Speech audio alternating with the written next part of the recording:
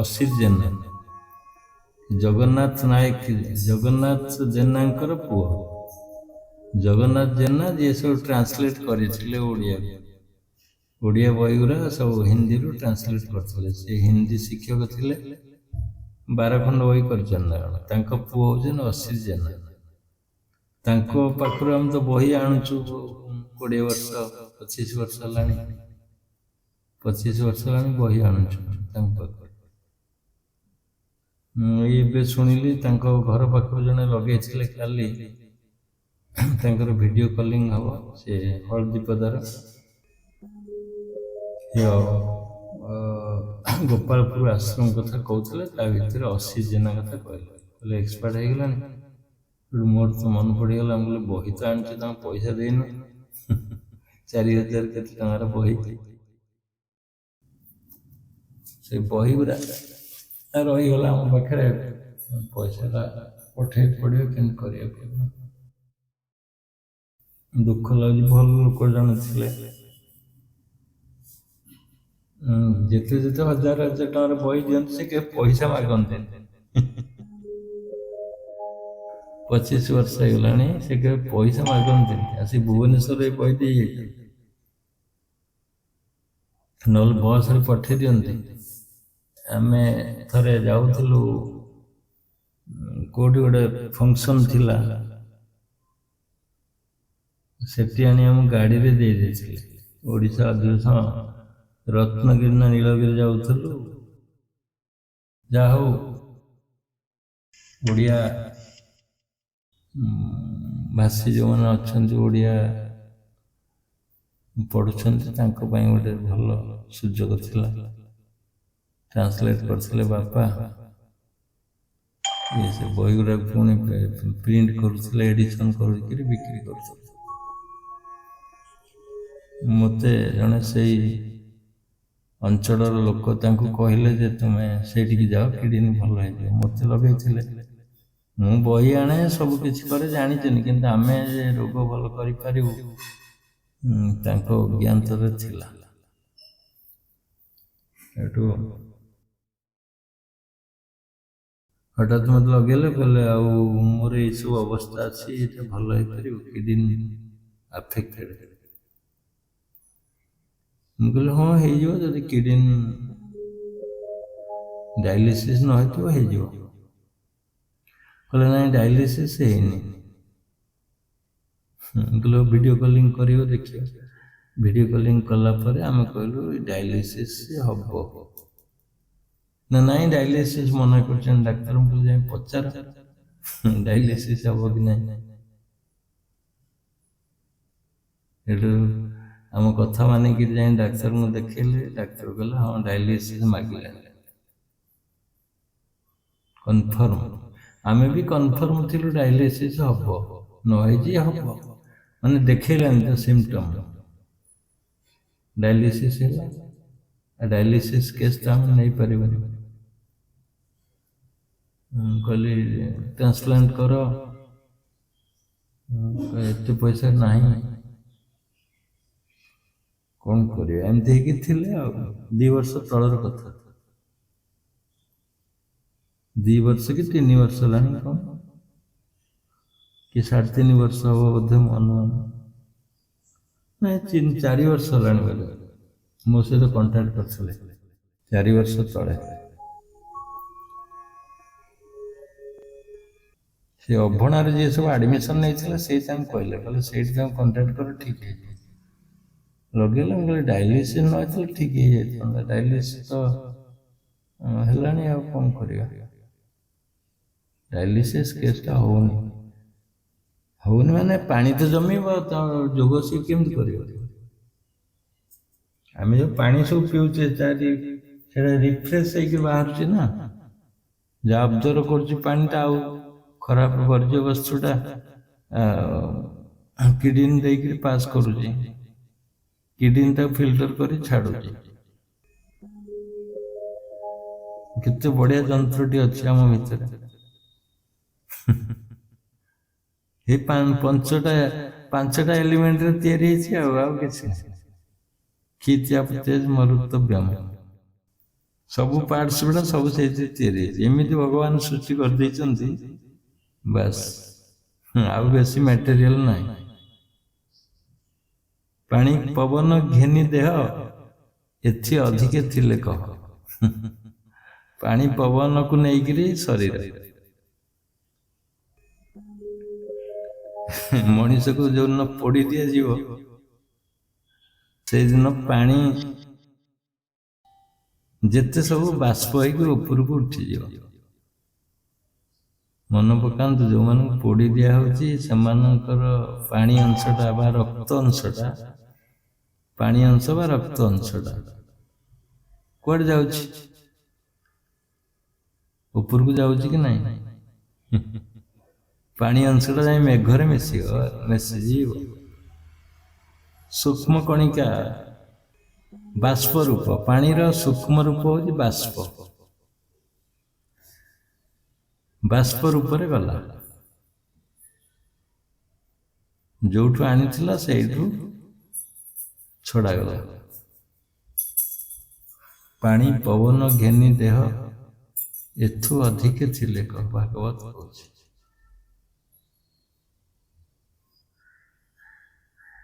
ମିଶିଯିବ ତୁମର ଶରୀରଟା ଦିନ ମାଟିରେ। ଏ ଚିରନ୍ତନ ସତ୍ୟ।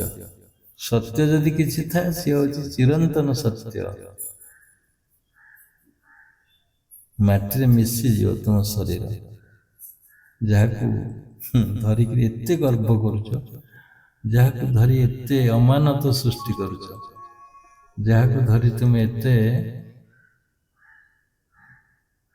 ପ୍ଲାଟଫର୍ମ ରଖିଛ, ସଜେଇକି ରଖିଛ ଶରୀର, ନା ସେ ଘରେ ସ୍ଥାନ ଦେବେ, ନା ଶରୀର ରହିବ, ନା ତୁମେ ରହିବ। ଏ ବିଚିତ୍ର ଦୁନିଆ ଦେଖନ୍ତୁ।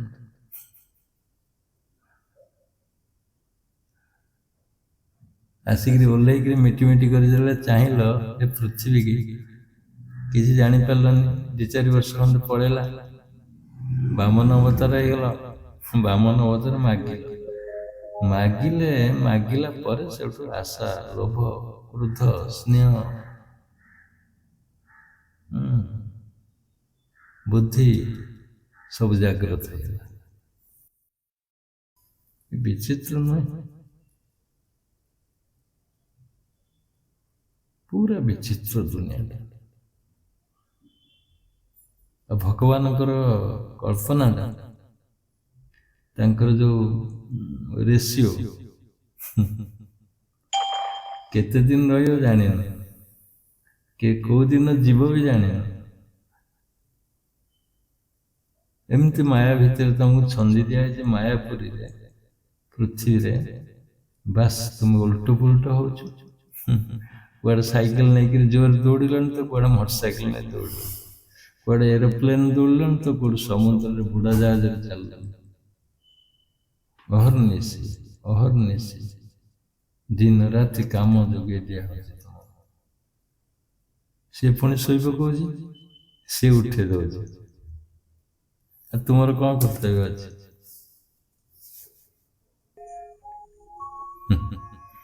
ନାଦିର ଶାହ ଯେମିତି ଶୋଇବ, ଉଠିଲା ପରେ ସେ ହାଣିବ କେଇ ଜଣଙ୍କୁ ଯାଇକି।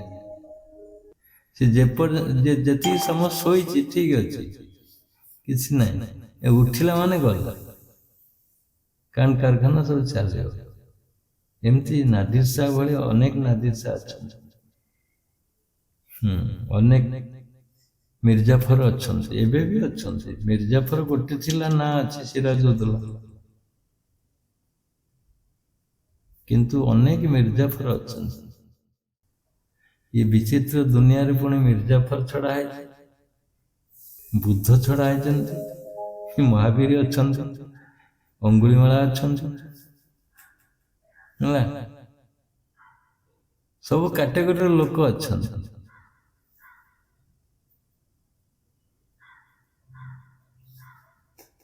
ଇନ୍ଦିରା ଗାନ୍ଧୀ ଅଛି, ତାକୁ ଗୁଳି କରିବାକୁ ମଧ୍ୟ ଲୋକ ଅଛନ୍ତି। ମହାତ୍ମା ଗାନ୍ଧୀ ଅଛନ୍ତି, ତାଙ୍କୁ ମଧ୍ୟ ଗୁଳି କରିବାକୁ ଅଛନ୍ତି, ନାଥୁରାମ ଭଳି, ବିୟନ୍ତ ସିଂ ଭଳି।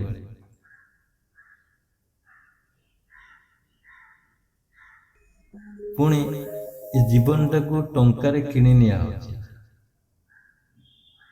2 ଲକ୍ଷ ଟଙ୍କା ଦେଇଦେଲେ ବିଅନ୍ତ ସିଂ ଉଡେଇ ଦେଲା, କିଣି ନେଇଗଲେ ଟଙ୍କାରେ ତାକୁ କିଣି ନେଇଗଲେ। ସେ ଜୀବନଟାକୁ ବି ଦେଇ ଦଉଛନ୍ତି ପଇସା ଲାଗି। କି ଲୋଭ ଦେଖ, କେତେ ଯେ ମାନେ ସଜେଇକି ରଖି ଦିଆହେଇଛି ପୃଥିବୀ ପୃଷ୍ଠରେ ତୁମ ପାଇଁ। ତୁମେ ଯେତେ ମୋହିତ ହବ ସେଇ ଜିନିଷ ସବୁ ଥୁଆ ହେଇଛି, ଯେତେ ମୋହିତ ହବ।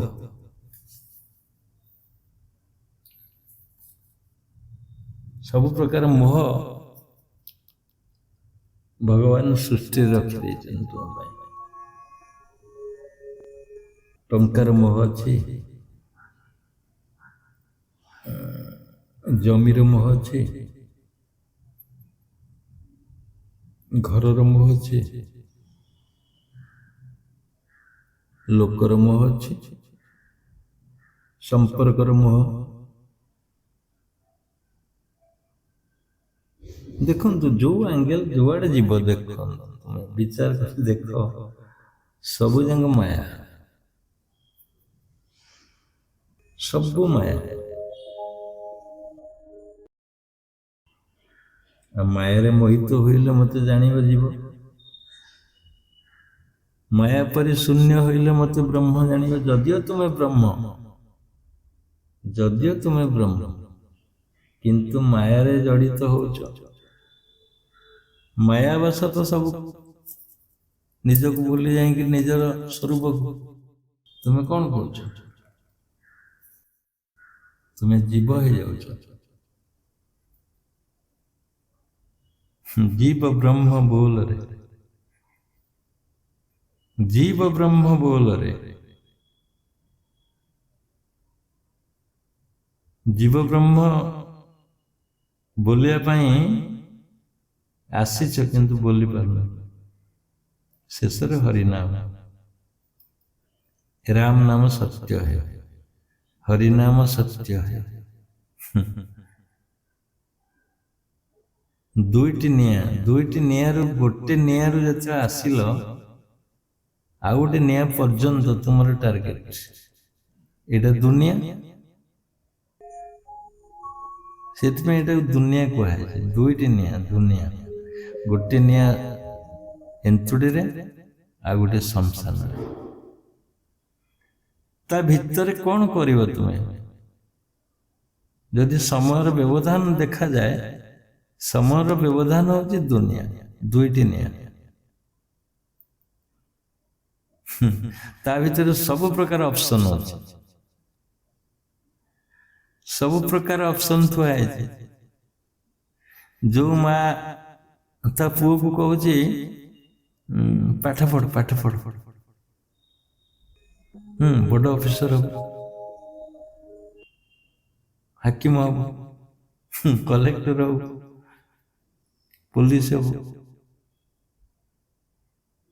କୋଉ ମା ତାକୁ କହୁନି ଭଲ କୃଷକଟିଏ ହଉ।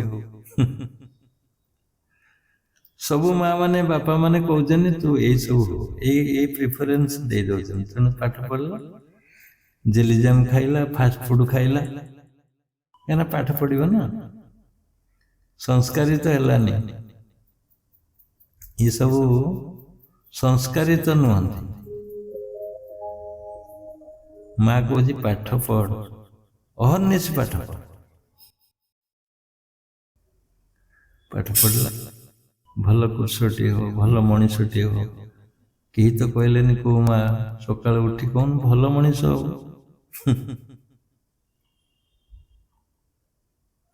ଭଲ ମଣିଷ ହଉ। ସେଇଥିପାଇଁ କେତେ ଗୁଡିଏ ନାରୀ ଅଛନ୍ତି, ତା ଭିତରେ ଅନନ୍ୟ। ଗାର୍ଗୀ, ମଦଳାସା। ଯେତେବେଳେ ମହାନ ନାରୀର ସ୍ୱର ଉଠିବ, ସେଠି ମଦାଳାସା ଆସିବେ। ଯିଏକି ତା ପିଲାମାନଙ୍କୁ କହୁଥିଲା ଶୁଦ୍ଧୋସି ବୁଦ୍ଧୋସି ନିରଞ୍ଜନ। ତୁ ଶୁଦ୍ଧ, ତୁ ବୁଦ୍ଧ। କୋଉ ମା କହିବ ପିଲାକୁ? ଗୋଟିଏ ମା କୁ ଆଣିଲ, गोटे माँ को आनिल किए कहूँ शुद्ध तू बुद्ध नेभर मदଳାସ ପରେ କେହି କହିନାହାନ୍ତି ତୁମ ମା ତୁମେ ଶୁଦ୍ଧ ବୁଦ୍ଧ। ଏବେ ଜଣେ ଟେଲିଫୋନ କରି ମତେ କହୁଥିଲେ, କହିଲେ ବାବା ମୋ ମାକୁ ମୁଁ ଯୋଗ କଥା କହିଲେ ଶୁଣିଲାନି, ତାପରେ ମୁଁ ସବୁଆଡୁ ଆଲୋଚନା କଲି ଭାଗବତ ପୁରାଣ ପୋଥି ଯୋଗ ତୁମେ ତୁମର ଆସିବାର ଯିବାର କାରଣ बहुत कथा बुझेली। माँ कहला तू पागलटा एत कथा कोड जानलु एत कथा कोड जानलु पुराण कथा भागवत कथा जोग कथा पुणी जन्म मरण रहस्य पुणी जीवा आसबार कथा कहलु कहलु कोड शुणिलु एक कथा भागवत जोग कथा आलोचना ही 3:30 होगा राति माँ को बुझाऊ झील मत कहला बाबा एमती कहू कहू राति 3:30 होगा। से दिन माँ शुणिला मो पाख जोगर उद्देश्य कौन आसवा जीवार उद्देश्य कौन एमती बहुत अच्छा नहांती ने भारतवर्ष पुण्यभूमि उत्कल भी पुण्य बहुत अच्छा जी कि आत्मज्ञान भरपूर। आम पुओ थे कॉलेज रे डिस्टर्बांस है नहीं आस से कॉलेज छाड़ियार उद्देश्य थिला ये समर कोर्स जाइथिला जस्ट मैट्रिक पर नहीं आसली एमती टिके अंडरस्टैंडिंग भूल रहा प्रिंसिपल सहित जो केयर टेकर था सहित गोटे पिला सहित नहीं आसिली घर को घर 7 दिन बसला 7 दिन तापरे अन्य कॉलेज ठीक करके जीवा से 7 दिन रे सबुदिन ताकू आत्मज्ञान कथा कह पूरा कन्स्टांट बसला घंटे घंटे शुणिला मो हलचल है ये पिलार तो बहुत कैपेसिटी अच्छे शुणुची केमती मो कथा आगे शुण ना बुलूला खेलुला पूरा धैर्यर सहित 7 दिन जाए शुणिला आत्मज्ञान मो बस ठीक है गला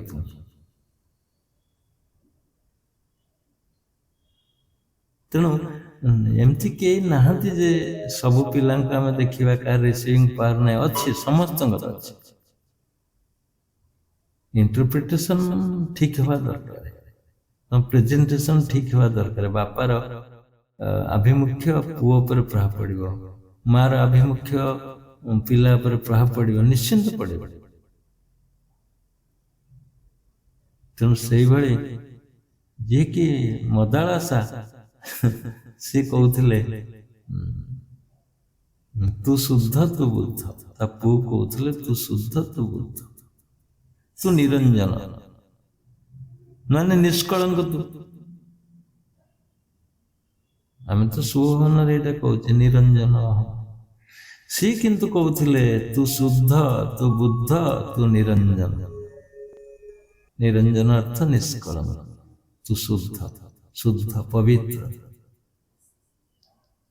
बुद्ध शुद्धोसी बुद्धोसी निरंजनस्मि संसार माया परिवर्ज्यतोसि को माया ता पिला को कहब संसार माया कहतु तो देखी से कहते संसार माया माँ कहती पुओ को संसार माया संसार स्वप्न संसार एक स्वप्न केमती स्वप्न संसार का स्वप्न आम तो देखुचे पहाड़ अच्छी नई बही जाऊँगी झरणा कुल कुल नाद कर आसुची सूर्य उदय होते अस्त होती गाई गोठर आसिक घर को जाऊँ फेरुंट सबुदिन राजनीति रे ଇଲେକ୍ଟେଡ୍ ମେମ୍ବର ରାଜସିଂହାସନରେ ବସୁଛନ୍ତି। ସେଥିପାଇଁ ଝିନଝଟ, ମାଡ଼ଗୋଳ, ହଣାହଣି, ବାଦ ବିବାଦ, ଟଙ୍କାର ସୁଅ ଛୁଟୁଛି ବେଳେବେଳେ। ଖାଉଛ, ଡାଇଜେସନ ହଉଛି, ଶାନ୍ତି ଲାଗୁଛି, ଲାଟ୍ରିନ୍ ଯାଉଛ, ପୁଣି ନିଦ ଆସୁଛି, ଶୋଇପଡୁଛ, ପୁଣି ଉଠୁଛ। ଅସତ୍ୟ କେମିତି ହେଲା? ଏ ସଂସାରରେ କେମିତି ଅସତ୍ୟ ହେଲା ଭାବୁଛନ୍ତି? ସବୁ ତ ସତ୍ୟ ଲାଗୁଛି ନା। ତୁମେ ଖୁବ ଜୋରରେ ଏଇ ଉପଭୋଗ କରିବା ପାଇଁ ଦୌଡୁଛ ନା। ସମସ୍ତଙ୍କ ରେସ୍, ତୁମ ରେସ୍। ତୁମେ କେମିତି ଫାଟେଷ୍ଟ ହବ ସେ ଲକ୍ଷ୍ୟରେ ଆଗକୁ ଆଗକୁ ଦୌଡୁଛ।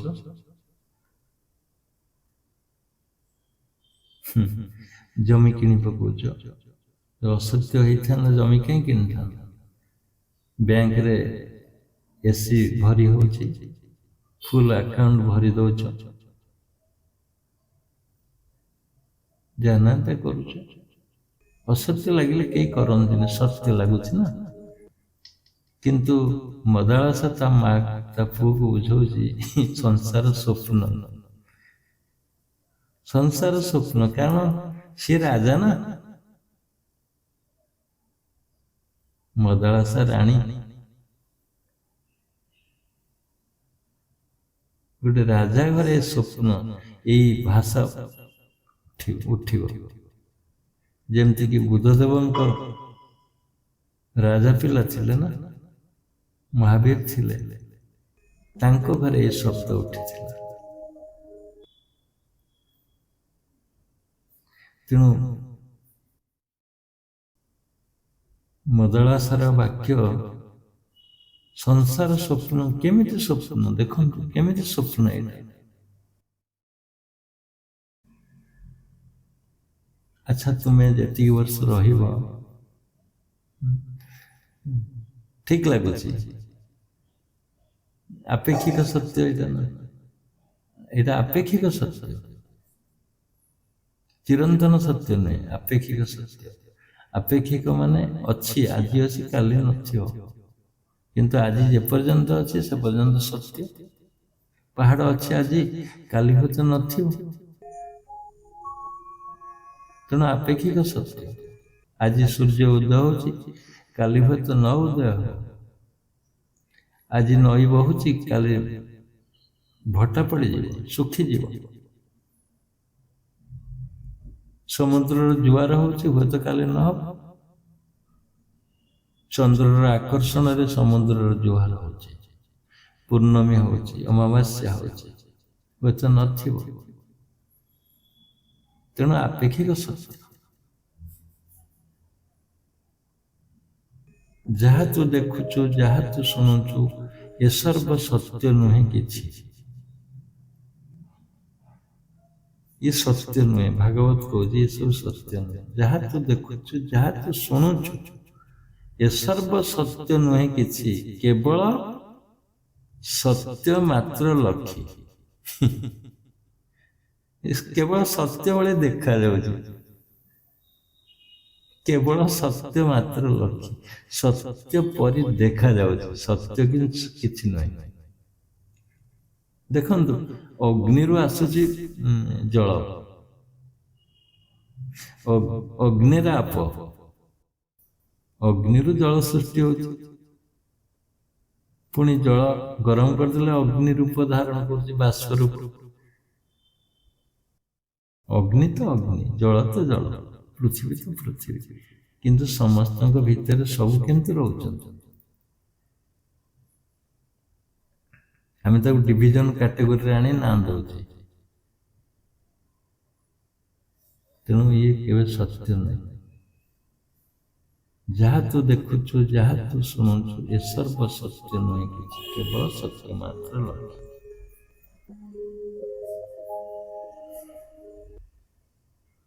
ये शरीर आज अच्छी काली नथिबो, आज सत्य लगुछि ना। खूब जोरे खाऊच, खूब जोरे बुलुच, तापर कौन है गोटे सेकेंड चटापट गोटे सेकेंड सत्य केमती है? शरीर सत्य नुहे, पृथ्वी सत्य नुहे, केवल सत्य भली देखा जाउछ। एतिक मार्क करंतु, केवल सत्य भली देखा जाउछ। सेइथिबे मदालसा कहउथिले संसार स्वप्न, संसार माया, शुद्धोसि बुद्धोसि निरंजनस्मि संसार माया परिवर्त्यतोसि। संसार माया ताको परित्याग कर। संसार स्वप्न तेजमोह निद्रा, संसार स्वप्न ये मोह निद्रा ग्रसित न होकरी ताको त्याग कर। संसार स्वप्न तेज मोह निद्रा मदालसा वाक्य उवाच पुत्र, ये हूँ मो वाक्य। मदालसा कहूँ को माँ एक कथा कह वास्तव सत्य ना। तेणु संसार स्वप्न केमिति? संसार स्वप्न आम माया, माया केमती? स्वप्न केमती? स्वप्नवत संसार तुम्हें अच्छ बोली संसार ठीक अच्छे, तुमको ठीक लगुच। देख तुम्हें नथिबो आज ए संसार थाई केते न थाई केते गोटे बिलुआ भासी भासी पड़े झरणा रे एते स्रोत जाऊ किए मत रक्षा कर, किए मत रक्षा कर, मो संसार भासीगला, मो संसार भासीगला। हाथी से बुलूला, हाथी चारिआडे बनैला, कहला संसार तो ठीक अच्छी, ये कौन कह संसार भासीगला? ये तो गछ अच्छी, मु अच्छी, समस्त अच्छा, झरणा बहुची, सूर्य अच्छी, आलोक अच्छी, पवन दौची, सब तो ठीक अच्छे, हलचल किसी ना। संसार भासीला कौटी? गज तो तेणु बिलुआ बिचरा एमती जाऊ जा चिंता करी तो टेकी आईला तोर भले लंबे की टेकी आईला, टेकी आईला थोदेला ऊपर थोदेला कहला कोठी कौन संसार कोठी भासीगला? तोर सब तो ठीक अच्छे। हेटू बिलुआ कहला अरे तुते गज कहीं कह जे मूर्ख, ये जे मु थिले सिना संसार रहिबो, मु तो भासी जाउथली, मरि जाइथाली। तेणु मो संसार भासीगला माने मु थिले संसार, मु नथिले सब बेकार, से भाया कथा। तेणु तुम्हें जे पर्यंत अच्छा से पर्यंत संसार अच्छी, मन रखंतु।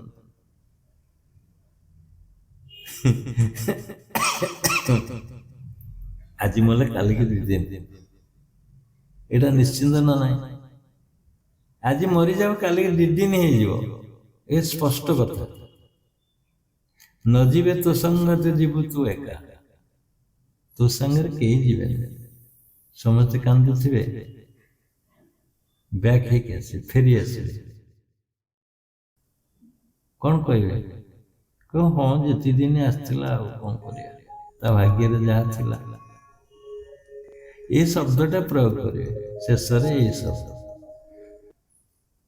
तेणु संसार जेपर्यंत तुम्हें अच्छ से पर्यंत सत्य भली लगुच, किंतु सत्य नुहे, सत्य नुहे केबे। जेमती स्वप्न रु आसिला परे स्वप्नटा असत्य हो जाउची, किंतु जेतले स्वप्न देखुथिल असत्य नथिला, सत्य थिला। क्या सहित झगड़ा करुथिल, क्या सहित बाड़ी रे फूल तोली आनुथिल लुचिकी, कोटी भोजी भात खाऊथिल, कोटी परीक्षा हेले परीक्षा दउथिल, इत्यादि इत्यादि सब सत्य लगुथिला। किंतु जेतले जागृत हो गल स्वप्न पळेला सेटा असत्य हो गला।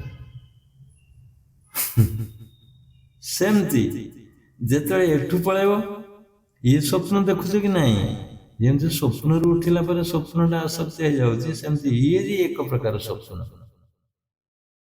ଏଠୁ ଗଲା ପରେ ଇଏ ବି ସ୍ୱପ୍ନ ଭଳି ଲାଗିବ। ହଁ ଇଏ ଥିଲା, ବୋଉ ଥିଲା, ବାପା ଥିଲା, ସ୍ତ୍ରୀ ଥିଲା, ପୁଅ ଥିଲା, ସବୁ ଇଏ ସବୁ ମିଥ୍ୟା ମିଥ୍ୟା ଭଳି ଲାଗିବ।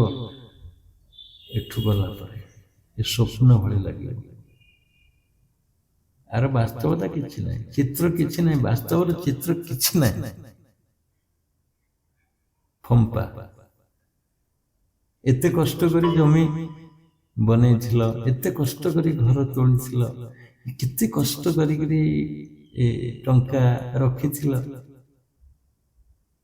ଆକାଉଣ୍ଟ ଉପରେ ଆକାଉଣ୍ଟ, ଗଡରେଜ ପରେ ଗଡରେଜ,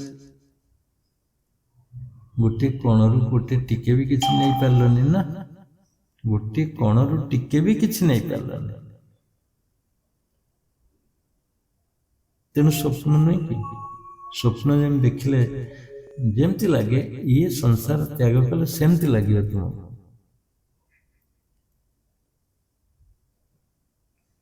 ସେଇଥିପାଇଁ ମୂଳରୁ କହିଲେ ସଂସାର ବିଚିତ୍ର, ବହୁତ ବିଚିତ୍ର, ବହୁତ ମାୟା। ତୁମେ ମାୟାରେ ଉବୁଟୁବୁ ହଉଛ ହଉଛ କି ନାଇଁ? କଣ କରିବି ସକାଳୁ ଲିଷ୍ଟ ଦେଇଦବ ମନ, କଣ କରିବ ତୁମେ, କୁଆଡକୁ ଯିବ, କୋଉ ଦିଗକୁ ଯିବ, କିଏ ବି ଅଛି ତୁମ ସହିତ।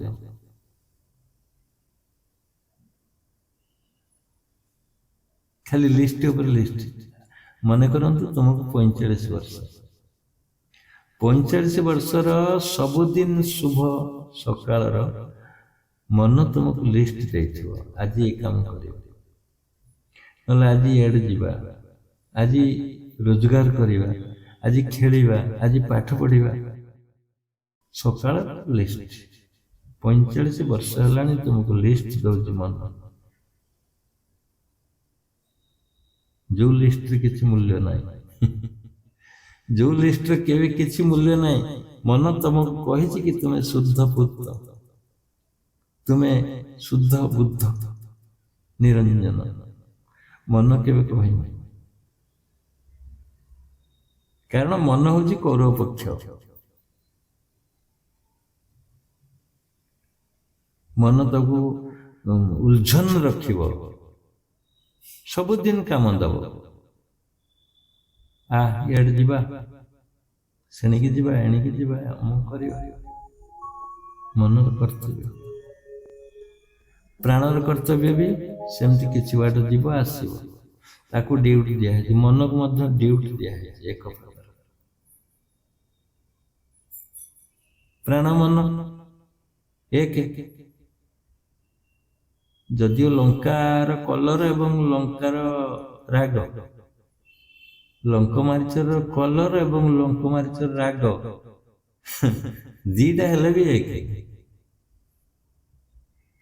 ବୁଝନ୍ତୁ ଭଲରେ, ଲଙ୍କମାରିଚ ତା ରାଗ ଆଉ ଲଙ୍କମାରିଚର କଲର ପାଟି ଦେଲେ ଯୋଉ ଲାଲ ହେଇଯାଏ, ଏକ କି ନାହିଁ? ସେମିତି ମନ, ଏବଂ ମନ ଯଦି କଲର ହୁଏ, ରାଗ ଅଂଶ ହଉଛି ପ୍ରାଣ, ତୁମର ପ୍ରାଣ। ଦିଟାଙ୍କ ଏକ,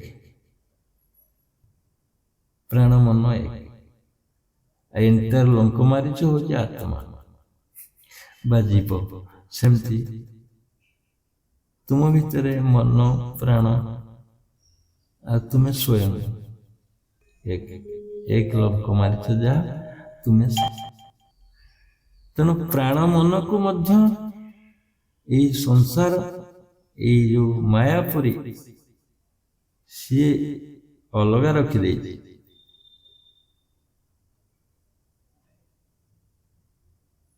ତୁମେ ଆସିଛ, ପହଁରୁଛ, ମିଛ ମାୟା ସଂସାରରେ ଖାଲି ଉବୁଟୁବୁ ହଉଛ, ପହଁରୁଛ। ତୁମେ କଣ କରିବି ଏ ସ୍ୱପ୍ନ ଦେଖୁଛ, କଣ କରିବି, କେମିତି ବଞ୍ଚିବି? 10ଟି ପିଲା, ମୋର 10ଟି ପିଲା, କେମିତି ବଞ୍ଚିବେ, କଣ କରିବେ? ତୁମେ ତ ବଞ୍ଚିବା ପାଇଁ ରାହା ଖୋଜୁଛ, ତୁମେ ଠିକ ନାହ, ପିଲାମାନଙ୍କୁ କେମିତି ବଞ୍ଚେଇବ? ଇଏ ମାୟା ନୁହେଁ କି? ଖୁବ ଜୋରେ ନଈ ବଢି ଆସିଲା, ସ୍ୱାମୀ ସ୍ତ୍ରୀ 3ଟି ପିଲା ଅଛନ୍ତି, ଚାଳ ଘର ଚାଳ ଘର ଦବି ଯାଇଛି, ତା ଉପରେ ବସିଛନ୍ତି, ଆଉ ତ କିଛି ସାହାରା ନାହିଁ ନା। ପାଣିର ସ୍ରୋତ ଛୁଟୁଛି, ହାଲକା ହାଲକା ସ୍ରୋତ, ପୁଣି ଜୋରେ ମଧ୍ୟ ମାଡ଼ି ଆସିଲା ପାଣି। ପିଲାମାନଙ୍କୁ ଧରିଥିଲେ ସ୍ୱାମୀ ସ୍ତ୍ରୀ, ଗୋଟିଏ ପିଲା ଗୋଟିଏ ସ୍ରୋତରେ ଭାସିଗଲା। ବାପା ମା ଭାବିଲେ ଆମେ ତ ଯାଇପାରିବାନି ନା, ପିଲା ପଳେଇବା, କଣ କରିବା? ଆଉ 2ଟି ପିଲା ଅଛନ୍ତି। ପୁଣି ଗୋଟିଏ ସ୍ରୋତ ଆସିଲା, ଆଉ ଗୋଟେ ପିଲା ଭାସିଗଲା, ନିରୁପାୟ। ପୁଣି ବଢିର ସ୍ରୋତ କରାଳ ରୂପ ଧରି ଆସିଲା, ଆଉ ଗୋଟେ ପିଲାକୁ ମଧ୍ୟ ଭସେଇ ନେଇଗଲା। ଧରିଛନ୍ତି, କେମିତି ଧରିବେ? ପୁଣି ଗୋଟିଏ ସ୍ରୋତ ଆସିଲା, ସ୍ତ୍ରୀକୁ ମଧ୍ୟ ଭସେଇ ନେଇଗଲା। ଏକ ରହିଲା ପୁରୁଷ, ସେ ଚାଳ ଉପରେ ଅଛି, ନଈର ସ୍ରୋତ ଆସୁଛି ଖୁବ୍ ଜୋରେ, ବଢିର ସ୍ରୋତ, ଗୋଟେ ଗୋଟେ ଭସେଇ ନେଇଗଲା। ଭାବୁଛି ସିଏ, ମୋ ସଂସାର ଥିଲା, ସବୁ ଥିଲେ, କେତେ ଆନନ୍ଦଦାୟକ ସଂସାର ଥିଲା, ବର୍ତ୍ତମାନ ତ କେହି ନାହାନ୍ତି ମୋ ସହିତ। ଭଗବାନଙ୍କର ଇଏ କଣ ବିଡମ୍ବନା, ଭଗବାନଙ୍କର ଏ କି ଖେଳ ଭାବୁଛି। ପୁଣି ଗୋଟିଏ ସ୍ରୋତ ଆସିଲା, ଆକୁ ମଧ୍ୟ ଭସେଇ ନେଇଗଲା। ଦେଖନ୍ତୁ, ଏ ଯୋଉ କରାଳ ରୂପ, ମାୟାର କରାଳ ରୂପ ପୃଥିବୀର, କାହାକୁ ଛାଡ଼ିବନି। ଏ ତ ସ୍ୱୟଂ ବିନାଶର କ୍ଷେତ୍ର। ଏ ପୃଥିବୀଟା ଭାବୁଛ ସ୍ଥାୟୀ କି? ଇଏ ବି ବିନାଶର କ୍ଷେତ୍ର, ଇଏ ଅସ୍ଥାୟୀ ଅଛି, ଇଏ ବି ଭାସୁଛି। ଇଏ ମହାକର୍ଷଣ ଶକ୍ତିରେ ସ୍ଥାନିତ ହେଇଛି, ଆର ନିଜସ୍ୱ କିଛି ନାହିଁ, ପୃଥିବୀର ନିଜସ୍ୱ ସତ୍ତା କିଛି ନାହିଁ। ଯଦି ନିଜସ୍ୱ ସତ୍ତା ପୃଥିବୀର ନାହିଁ, ସେ ଅନ୍ୟମାନଙ୍କୁ ଆଶ୍ରୟ କେମିତି ଦବ ଭାବୁଛନ୍ତି? ତୁମକୁ କେମିତି ଆଶ୍ରୟ ମିଳିବ? କିଏ ଆଶ୍ରୟ ଦବ? ତେଣୁ ଏ ପୃଥିବୀ ଚକ୍ର ଯୋଉ ଘୁରୁଛି, 1,00,000 କିଲୋମିଟର ବେଗରେ ଘୁରୁଛି ପୃଥିବୀ, କିନ୍ତୁ ଅପୋଜିଟ ଆଙ୍ଗେଲରେ ଘୁରୁଛି, ଯୁଆଡକୁ ଯାଉଛି ସିଆଡକୁ ଘୁରୁନି, ଅପୋଜିଟ ଘୁରୁଛି। ଦେଖନ୍ତୁ କେତେ ବିଚିତ୍ର। ଧର ପେଣ୍ଡୁଟା ଗଡି ଗଡି ଯାଉଛି, ଆଗକୁ ଯିବା କଥା, କିନ୍ତୁ ସେ ଓଲଟା ଘୁରୁଛି। ପୃଥିବୀ ଚକ୍ର ଘୁରୁଛି, ଯୁଆଡକୁ ଯାଉଛି ସିଆଡକୁ ଘୁରୁନି, ଓଲଟା ଘୁରୁଛି, ପୁଣି 1,00,000 କିଲୋମିଟର ବେଗରେ। କେତେ ଅସତ୍ୟ ଦେଖନ୍ତୁ। ଗୋଟେ ଗାଡି ଯଦି ଆମେ ଖରିଦ କରିଛେ, ଗୋଟେ କିଣିଛେ ନୂଆ ଗାଡି, ସନ୍ଦେହ ସୃଷ୍ଟି ହଉଛି, କାଳେ ଚକା ଫାଟିଯିବ, କାଳେ କଣ ନଟ ବୋଲ୍ଟ ଖସିଯିବ, କାଳେ କୋଉଠି ଅଟକିଯିବ, କାଳେ ନୋଟ ପଡିବ। ଏ ଆଶା, ଏ ବିଶ୍ୱାସ ରେ ଯାଉଛି ଅବଶ୍ୟ, କିନ୍ତୁ ତା ଭିତରେ ଏଇ ଆଶଙ୍କା ଅଛି।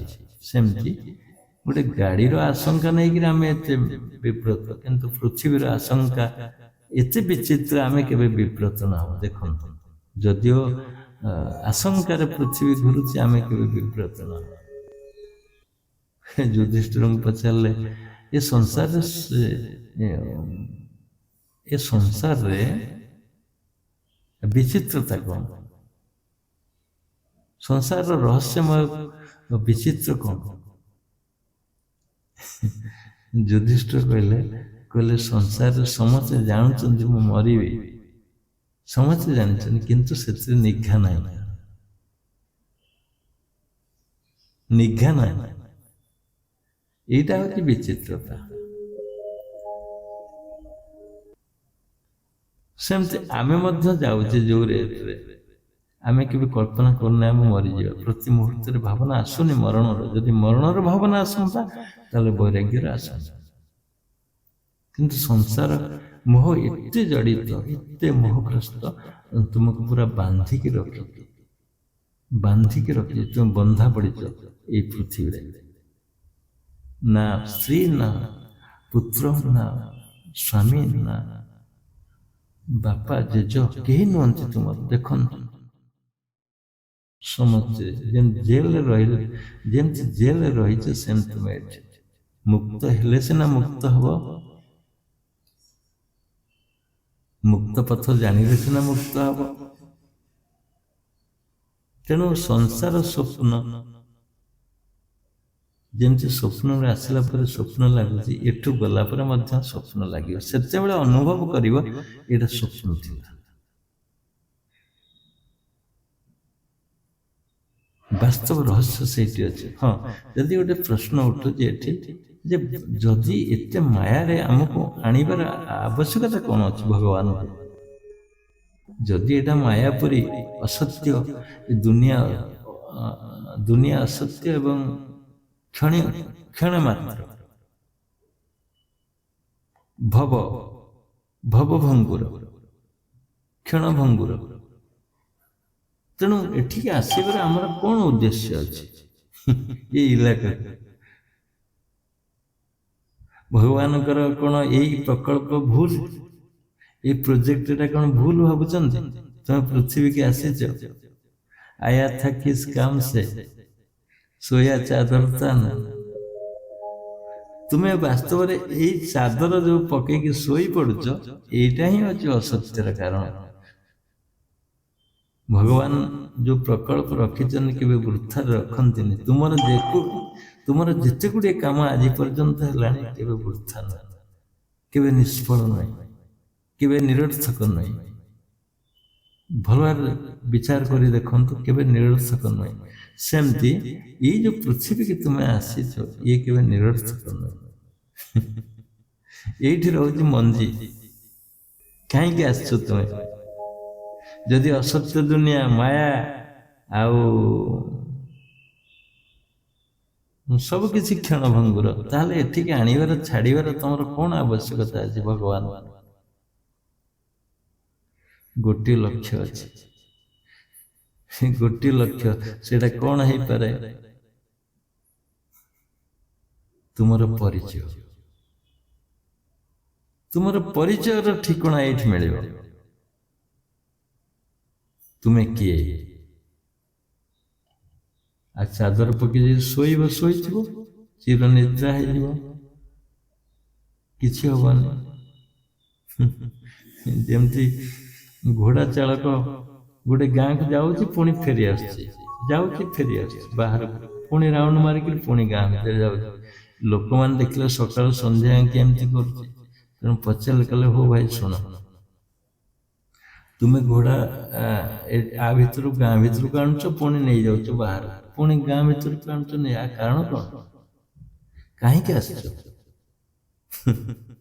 ଘୋଡ଼ା ଚାଳକ କହିଲା, ମୁଁ ବି ଜାଣିନି ମୁଁ କାହିଁକି ଆସିଛି ଏବଂ ଯାଉଛି।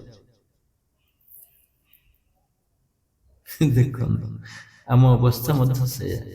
ଆମେ କାହିଁକି ଆସିଛେ, କାହିଁକି ଯିବା ଜାଣିନେ।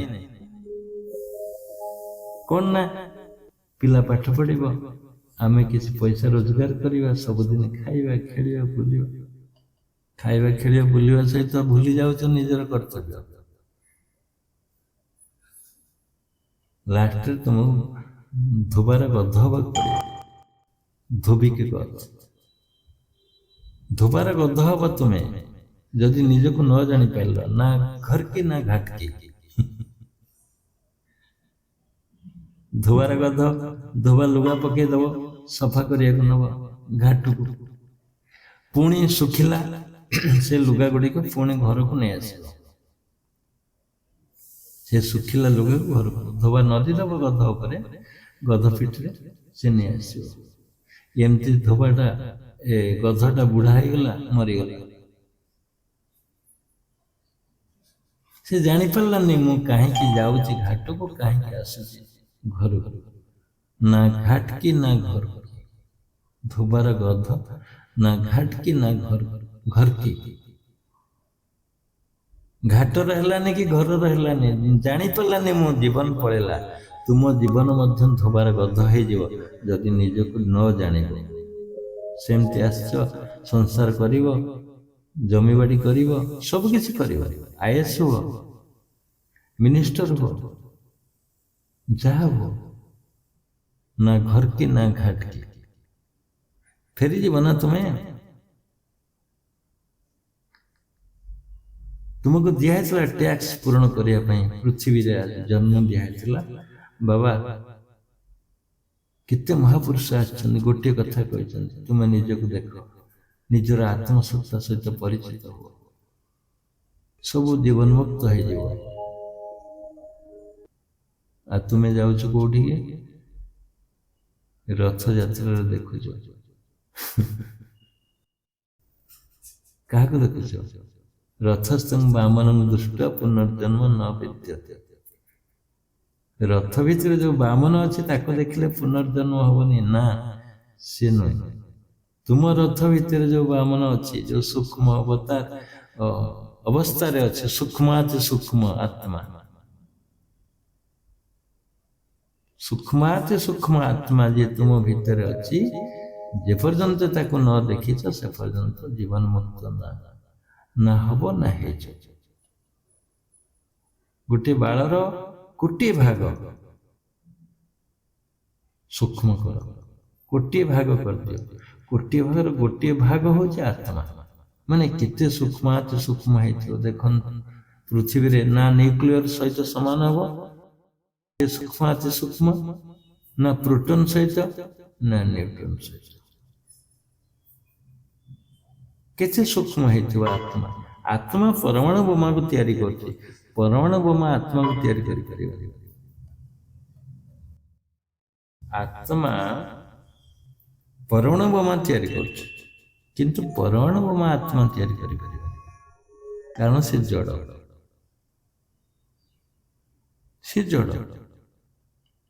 ये सूक्ष्म सूक्ष्म कहीं के ना आत्मन आकाश संभूत आकाश ठार आहरी सूक्ष्म हो आत्मा बुझिले आत्मा सूक्ष्म सूक्ष्म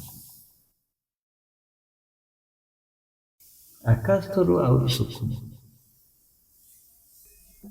से कह आत्मन आकाश संभूत सूक्ष्म स्थूल है स्थूल हूँ आकाश आकाश बायु आउरी टिके स्थूल हो गला बायुर अग्नि आउ टिके स्थूल हो गला देखिगला अग्नि बायुटा देखी हो अग्नि देखी हो अग्निराप अद्यवान पृथ्वी विराट स्थूल रूप हूँ पृथ्वी आ विराट सूक्ष्म रूप हूँ आत्मा एतस्मान् आत्मनो आकाश तेणु सूक्ष्म ये जिते सूक्ष्म तुम भीतर सूक्ष्मता अच्छी तुम्हें सूक्ष्म स्थूल रूप शेष रूप हूँ अन्नमय कोश अन्नमय स्थूल पूरा आ सूक्ष्म रूप हूँ आत्मा जमती बाहर ब्रह्मांड अच्छी भीतर मध्य पिंड अच्छे से पिंडटा समान ब्रह्मांड सहित ताने ब्रह्मांडर अविकल रूप तुम्हें बुझंतु ब्रह्मांडर अविकल रूप तुम्हें ब्रह्मांड जो एलिमेंट तैयारी तुम पिंड मध्य से एलिमेंट तैयारी तेणु केते महापुरुष आसी कहते पिंड ब्रह्मांड एक मात्र जानती सुज्ञानी पंडित समस्त जापर पिंड ब्रह्मांड एक सुज्ञानी माने जार उत्तम ज्ञान अच्छे से जान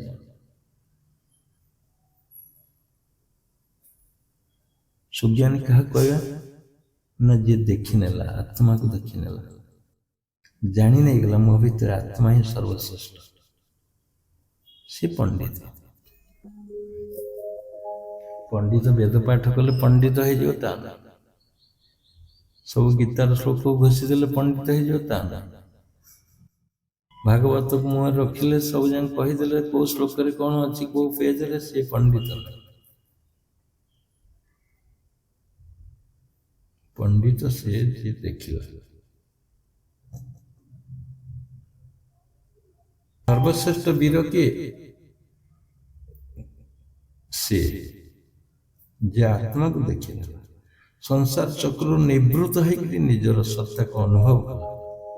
କାରଣ ମାୟା ମୂଳରୁ ଆମେ ଆଲୋଚନା କରିଛେ, ଏଇଟା ମାୟା। ମାୟାରୁ ନିବୃତ୍ତ ହେଇକରି ଯିଏ ଭିତର ସତ୍ତାକୁ ଦେଖିଲା, ସିଏ ହଉଛି ବୀର ପୁରୁଷ। ସେଇଥିପାଇଁ ମଦଳାସ କହୁଥିଲେ, ମୋର 4ଟି ପୁଅ କେହି କେବେ ଭୁଲ ବାଟରେ ନ ଯାଆନ୍ତୁ। ଯୋଉ ପିଲାଟା ଭୁଲ ଥିଲା ସେଇଆକୁ ସେ ବୁଝଉଥିଲା, କାଳେ ଏମିତି ହେଇଯିବ କି? ମଦଳାସ ଗର୍ଭରୁ ଯୋଉ ସନ୍ତାନ ଜନ୍ମ ହେଇଛି ସିଏ ମୁକ୍ତ ପୁରୁଷ ହେଇଛି, ସିଏ କେବେ ପୁନର୍ଜନ୍ମ ହବନି। ଆଉ ମଦଳାସର ଉକ୍ତି ମାନେ ସେ ଆତ୍ମଜ୍ଞାନ ପାଇଗଲା। ଶୁଦ୍ଧୋସି ବୁଦ୍ଧୋସି ନିରଞ୍ଜନସ୍ମି, ତୁ ନିରଞ୍ଜନ ନିଷ୍କଳଙ୍କ।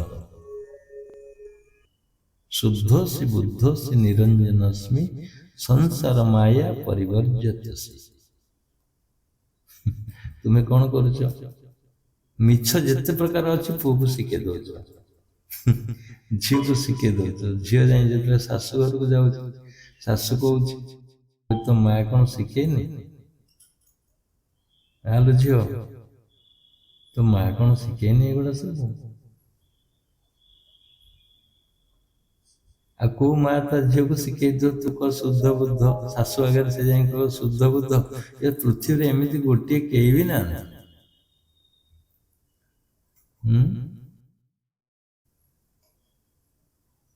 କେହି ବି ନାହାନ୍ତି।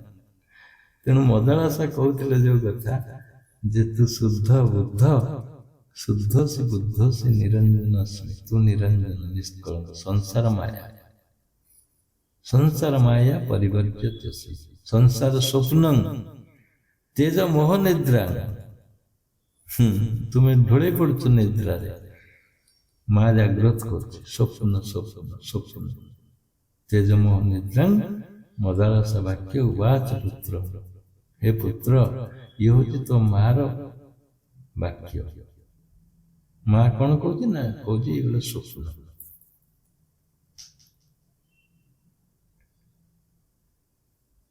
ରାବିଆ ବସାରୀ, ସେ ବି ମହାନ ସନ୍ଥ। ସିଏ କହୁଥିଲେ, ହେ ଡୋର ଖୋଲା ଅଛି, ତୁମେ ଖଟଖଟ କରିବାକୁ ପଡିବନି, ଭିତରକୁ ଆସ। ପରମାତ୍ମାଙ୍କ ସତ୍ତା, ପରମାତ୍ମାଙ୍କ ଡୋର ଖୋଲା ଅଛି। ଯୋଉଟା ଯୀଶୁ କହୁଥିଲେ, knock the door will open.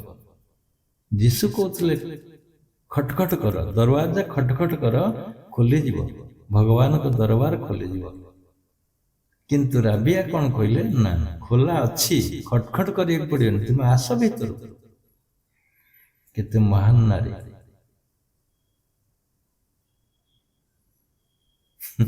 ତୁମେ ବାହାରେ ବୁଲିଲେ କିଛି ପାଇବନି ବାପା, ଜାଣିଲ, କିଛି ମିଳିବନି। ଏ ବ୍ୟର୍ଥ ବେକାର ଦୁନିଆ, ସବୁ ଦ୍ୱନ୍ଦ୍ୱମୟ, ଦୁଇଟା ଭାବ। ଜରାଜୀର୍ଣ୍ଣ, ତୁମେ ବି ଜରାଜୀର୍ଣ୍ଣ ହେଇଯିବ କିଛି ଦିନ ପରେ, ଏଇଟା ସତ୍ୟ। ଚମ ଧୁକୁଡିବ, ଦାନ୍ତ ଗଳି ପଡିବ, ପାକୁଆ ପାଟି ହେଇଯିବ, ଆଖିକି ଦେଖାଯିବନି। ଯୋଉ ରୂପରେ ତୁମେ ସଂସାରକୁ ଗ୍ରାସ କରିବାକୁ ବସିଥିଲ, ସେ ସଂସାର ରୂପ ତୁମକୁ ଗ୍ରାସ କରିବ, ମାୟା ରୂପ। ଲାଟିନ ହବନି, ଡାଇଜେସନ ହବନି, ଚାଲି ପାରିବନି, ପକ୍ୱ କେଶ, ବାଡି ଧରିକି ଚାଲିବ, ତଥାପି ବାଡି ସପୋର୍ଟ କରିବନି, କେତେବେଳେ ଗଳି ପଡିବ। ଏଇଠି ଜଣେ କେୟାର ଟେକର ଝିଅ ଆସିଛି, ଗୋଟେ ବୁଢା ଲୋକ ନୁହେଁ, ସେ ଗୋଟେ ଧରିଛି, ହ୍ୟାଣ୍ଡେଲ ଧରିଛି, ଚକ ଲାଗିଛି, ସେଇଥିରେ ସେ ଚାଲୁ ନା, ଚକ ଲାଗିନି, ଆଗକୁ ପକଉଛି, ତାର ଷ୍ଟାଣ୍ଡ ଅଛି, ପୁଣି ସେ ରେଷ୍ଟ ନେଇକି ପୁଣି ଆଉ ଗୋଟେ ଷ୍ଟେପ ପକଉଛି। ମାନେ 200 ମିଟର ଯିବା ଆସିବା କରୁଛନ୍ତି ସେମାନେ, 200 ମିଟର ମାତ୍ର। ସେ 200 ମିଟରକୁ 2 ଘଣ୍ଟା ଲାଗୁଛି। ସେ ଝିଅଟି ଧରିଛି ତାକୁ, ସେ ଆସିଛି। ଏଠି ମିଳୁଛନ୍ତି ଝିଅ ଯୋଉଟାକି ତମକୁ ସପୋର୍ଟ କରିବେ, ମାସକ ପାଇଁ ଆସିବେ, ସର୍ଭିସ ଦେବେ, ପଇସା ନେଇକି ଯିବେ, ତମକୁ ଖୋଇଦେବେ, ଗାଧେଇ ଦେବେ, ସେବା କରିବେ, ସବୁ ପ୍ରକାର ସୁବିଧା କରିକି ଯିବେ। ଏମିତି ବି ଅଛନ୍ତି ସବୁ। ସେ ଝିଅଟି ତା ପଛ ପଛେ ଆସିବ, ଇଏ ଆଗକୁ ଆଗକୁ ଯିବ। ଗୋଟିଏ ଷ୍ଟେପ୍। ମୁଁ ଦିନେ ବିଚାର କରୁଥିଲି, ଦିନେ ପଚାରିଲି ଯାଇକି, କହିଲି କ'ଣ ତମର ହେଇଛି? ନା ଏମିତି ତ ହେଇଛି, ଚାଲିବି, ଡାକ୍ତର କହିଛନ୍ତି ଚାଲିବାକୁ ପଡ଼ିବ, ଟିକେ ଟିକେ ଚାଲ। ମୁଁ କହିଲିନି ତମେ ଯୋଗ କର,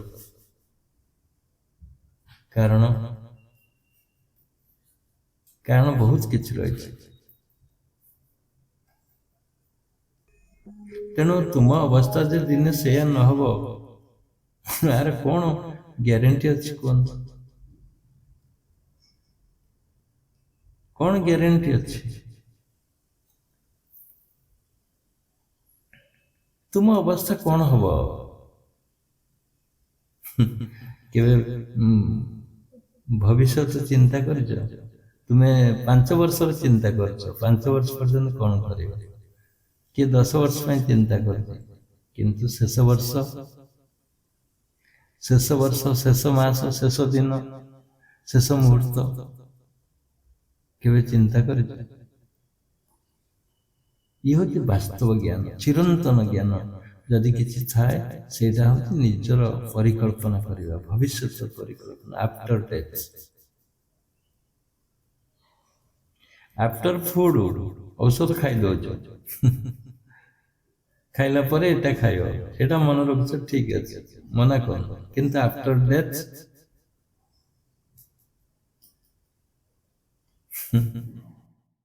ଆଫ୍ଟର ଡେଥ୍ କୁଆଡ଼େ ଯିବ? ମୁଁ ତ କହିଛି 13 ଦିନ ରହିବ, 14 ଦିନ ଛାଡ଼ିବାକୁ ପଡ଼ିବ। ଚପଲ ପିନ୍ଧ କି ନ ପିନ୍ଧ, ମୋବାଇଲ ନିଅ କି ନ ନିଅ, ବାଡ଼ି ନଥିବ, ମୋବାଇଲ ନଥିବ, ଠେକା ନଥିବ, ଜୋତା ନଥିବ, ପ୍ୟାଣ୍ଟ ନଥିବ, ସୁଟ୍ ନଥିବ, ସାର୍ଟ ନଥିବ, ଗଞ୍ଜି ନଥିବ, ଚଡ଼ି ନଥିବ, ନା ମୁଦି ଥିବ ତମ ହାତରେ ଯୋଉ ପିନ୍ଧିକିରି ଚକ୍ ଚକ୍ କରୁଛ। ମୁଦି ଆଗରୁ କାଢ଼ି ନେଇଯାଇଥିବେ, ମୁଦି ଆଗରୁ କାଢ଼ି ନେଇଯାଇଥିବେ ତୁମ ଠାରୁ, ଭାଗ ବାଣ୍ଟୁରା। ତୁମ ସହିତ କେହି ଯିବେନି, ମନେ ରଖ। କେମିତି ଯିବ 14 ଦିନ? କୁଆଡ଼େ ଯିବ? କୋଉ ଦିଗକୁ ଯିବ? ରାତିରେ ଯିବ କି ଦିନରେ ଯିବ? କୁଆଡ଼େ ଯିବ ତୁମେ?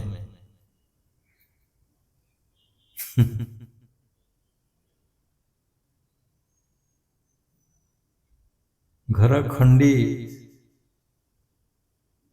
ଦିନେ ଥୟ କର, ଏ ବାଇବର, ଏ ଘର ସ୍ଥାୟୀ ନୁହେଁ। କୋଉଠି ରହିବ? ସେଠି ବର୍ଷା ହଉଥିବ କି ନାହିଁ, ଖରାର ପ୍ରକୋପ କ'ଣ ଥିବ, ଆଉ କୋଉ ମହାପୁରୁଷ ମାନେ ଥିବେ, ଯମ ଥିବ କି ନାହିଁ, ବୁଝିଲେ?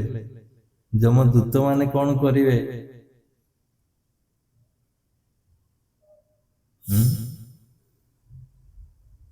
ସେଇଟା ଚିନ୍ତା କର।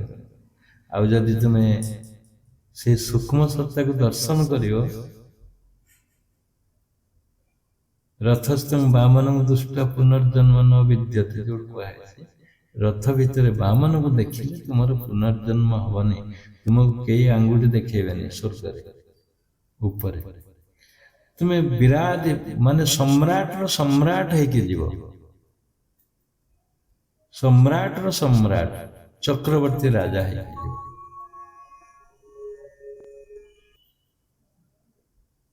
ତେଣୁ କାହିଁକି ସେ ଅପସନ ନ ରଖିବ?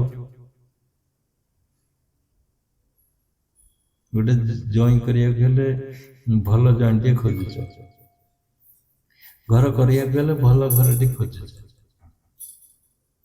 ଭଲ କନ୍ୟାଟି କରିବାକୁ ଗଲେ ଭଲ କନ୍ୟାଟି ଖୋଜୁଛ। କିଏ ଆଭରେଜ ଖୋଜୁଛନ୍ତି କି? ଆଭରେଜ କନ୍ୟା ହେଇଯାଉ, ଆଭରେଜ ବୋଉ ହେଇଯାଉ, ଆଭରେଜ ଜଇଁ ହେଇଯାଉ, ଆଭରେଜ କେହି ଖୋଜିବେନି, ସମସ୍ତେ ଭଲ ଖୋଜିବେ। ତେଣୁ ମୃତ୍ୟୁ ଗଲା ବେଳକୁ କାହିଁ ଆଭରେଜ ଖୋଜୁଛ?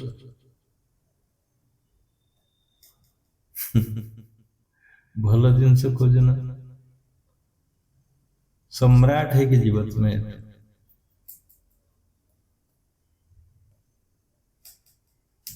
ନିଜ ସିଂହାସନ ନିଜ ସିଂହାସନ ଦଖଲ କରତ ନାହିଁ, ନିଜ ସିଂହାସନ ଦଖଲ କରତ ନାହିଁ, ଘେରି ରହେ ଅଜ୍ଞାନ, ଘେରି ରହେ ଅଜ୍ଞାନ। ଶିବମୁନି କହିଲା ନିଜ ସିଂହାସନ ଦଖଲ କରୁନ, ତୁମକୁ ଅଜ୍ଞାନ ଘେରି ରହିଛି। କରହୁ ମନ ଆତ୍ମଦେବକୁ ଧ୍ୟାନ, କରହୁ ମନ ଆତ୍ମଦେବକୁ ଧ୍ୟାନ। କେବଳ ଗୋଟିଏ ମାତ୍ର ତୁମର ଭାବନା ରହୁ, ଚିରନ୍ତନ ଭାବନା ଯେ ମୁଁ ଆତ୍ମାକୁ ଧ୍ୟାନ କରିବି। ସକାଳେ ହଉ, ସନ୍ଧ୍ୟାରେ ହଉ, ମଧ୍ୟାହ୍ନରେ ହଉ, ଯେତେବେଳେ ପାଇବ ଅହର୍ନିଶି ଧ୍ୟାନ କର, ମୁକ୍ତିର ବାଟ ଖୋଲିଯିବ। ଅତି ସୂକ୍ଷ୍ମ ସୂତ୍ର। କେବଳ ଧ୍ୟାନ କର। ଧ୍ୟାନ ମାନେ ଚିନ୍ତନ କର, କଳ୍ପନା କର, ଢଳି ପଡ଼। ସେ ପା ଅନେଇକିରି ବସିଛି ଗଛ କୋରଡ଼ରେ। ତୁମେ କେବେ ଆସିବ, ତୁମକୁ ପାଛୋଟି ନବ। କାଉ ବସାରେ ତୁମେ ଅଛ ଏବେ। ସବୁଆଡ଼େ ଦେଖିବ ଦୁଃଖ, ଯନ୍ତ୍ରଣା, ନିର୍ଯାତନା, ଅହର୍ନିଶିର ଭାବ। କାକ ବସାଏ ପୃଥିବୀ ମାୟା ପରି କାକ ବସା। କାକ ବସାରେ ତୁମେ ଅଛ। ଅଣ୍ଡା ଥୁଆ ହେଇଛି, ଅଣ୍ଡା ଫୁଟେଇ ଦେଇଛି କାଉ। ପିଲା ଜନ୍ମ କରିଦେଲା, ଜାଣିନି କାକ, ଜାଣିନି ଏଇଟା କୋଇଲି କି କୁଆର ଛୁଆ, କାଉର ଛୁଆ କି କୋଇଲିର ଛୁଆ ଜାଣିନି କାକ। ତେଣୁ କା ଯେତେବେଳେ କହିବ ତୁମେ ନ କହିଲ, ଖୁମ୍ପିବା ଆରମ୍ଭ କରିବ। କା କହିବ, ତୁମେ କା କହିବାକୁ ବାଧ୍ୟ। ତମେ କହୁଛ କୁ, କାରଣ ତୁମେ କୋଇଲି ଛୁଆ ନା। କା ନା କୁ, କା ନା କୁ। ସେଠୁ କାଉ ଏତେ କଷ୍ଟ କରିକି ତୁମକୁ ଖୁମ୍ପିଛି, ଛୁଆ ଜନ୍ମ କରିଛି, ସେ ଖୁମ୍ପିବ କି ନାହିଁ? ବାଧ୍ୟ କରିବ ତୁମକୁ କା ଶବ୍ଦ କହିବା ପାଇଁ। ଖୁମ୍ପା ଆରମ୍ଭ ହବ। ତୁମେ ତ କୁ ଛାଡ଼ି ପାରିବନି ନା। ତେଣୁ କାକ ବସାରେ ସେଇଦିନ ଛାଡ଼ିବ ଯୋଉଦିନ ବହୁତ ଜୋରେ ଖୁମ୍ପିବ ତୁମେ। କାକ ଖୁମ୍ପି ଖୁମ୍ପି ରକ୍ତାକ୍ତ ଯୋଉଦିନ କରିଦେବ, ଅର୍ଥାତ୍ ତୁମେ ଯେତେବେଳେ ଜର୍ଜରିତ ହେବ ସଂସାରର ଦୁଃଖରୁ, କଣ କରିବି, ମୋ କଥାରେ କେହି ନାହାନ୍ତି, ନା ପୁଅ ଅଛି, ନା ସ୍ତ୍ରୀ ଅଛି, ନା ସଂସାର ଅଛି, ନା ଧନ ଅଛି, ନା କଣ ଅଛି ମୋ ପାଖରେ। ରୋଗଗ୍ରସ୍ତ ମାନେ ସଂସାର ପ୍ରକୃତିର ଦୃଶ୍ୟ ତୁମକୁ ଖୁମ୍ପି ଦେବ। ସଂସାର ଖୁମ୍ପି ଦେବ ତୁମକୁ। ତୁମେ ଉଠିଲ, ସେଠୁ ନା, ଯେଉଁମାନେ ଯୋଗକୁ ଆସୁଛନ୍ତି ଖୁମ୍ପା ଖାଇକିରି ଏଠିକି ଆସୁଛନ୍ତି। କାହାକୁ କ୍ୟାନ୍ସର ଖୁମ୍ପି ଦେଲା, କାହାକୁ ଆର୍ଥରାଇଟିସ୍, କାହାକୁ ସାଇନୋସାଇଡ୍, କାହାର ଗ୍ୟାସ୍, କାହାର ଡାଇବେଟିସ୍ ଇତ୍ୟାଦି ଇତ୍ୟାଦି ରୋଗ ଯେତେବେଳେ ଖୁମ୍ପୁଛି ମଧ୍ୟ ସେ କାକ ବସା ଛାଡୁଛି, ଖୋଜୁଛି କୋଉଠି ଚିରନ୍ତନ। ବଟିକା ଆଡେ ଯାଇ ଯାଇ ଧନ୍ତ ବିଧ୍ୱସ୍ତ, କାରଣ ସେ ମାୟା। ବଟିକାଟା ମାୟା, ଟାବଲେଟ ମାୟା, ଇଞ୍ଜେକ୍ସନ ମାୟା। ये स्थायी सॉल्यूशन दबन तुम, अस्थायी सॉल्यूशन किए स्थायी दब ना आत्मा दब, जोग दब। जोगरे बहुत रूप अच्छे। जोगर सत्यर स्वरूप जदि किसी था से हूँ जोग क्रिया, जोग कर्म सुकौशल। जोगरे पाइब, जोगरे अनंत शक्ति अच्छे, असीम शक्ति अच्छे। जोग कले सीना तुमको कोइली अपेक्षा कर अल्प दूर रे तुम पाखे अच्छे, अति निकटरे अच्छे।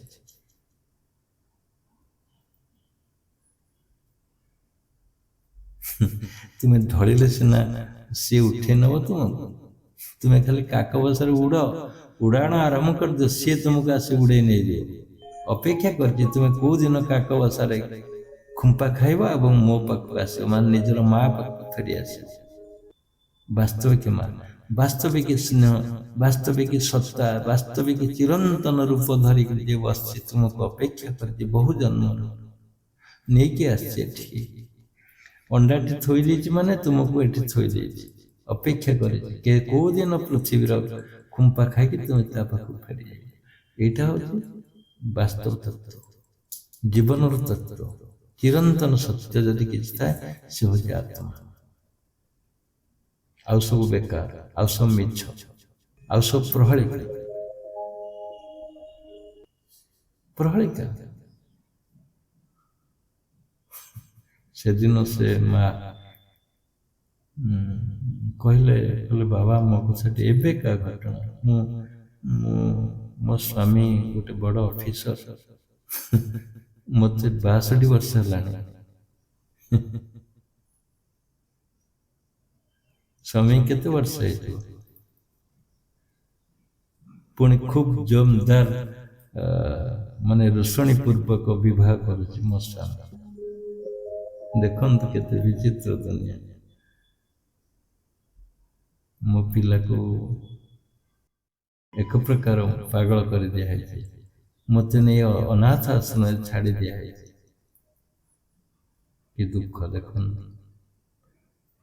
ପିଲା ବାଡ଼ଉଛି ମାଆକୁ ବାପାର ପ୍ରେରଣାରେ। ପରଦିନର ଟେଲିଫୋନ ମୋ କରିଥିଲେ ସେ ମା, କହିଲେ ମୁଁ ଭୁବନେଶ୍ୱର ଅଛି ବାବା, ଆପଣଙ୍କ ସ୍ୱର ମୋତେ ଆକର୍ଷଣ କରୁଛି, ମୋତେ ରାହା ମିଳିବ କି? ମୁଁ ବହୁତ ଦୁଃଖ ସହିଲିଣି, ବହୁତ ଦୁଃଖ।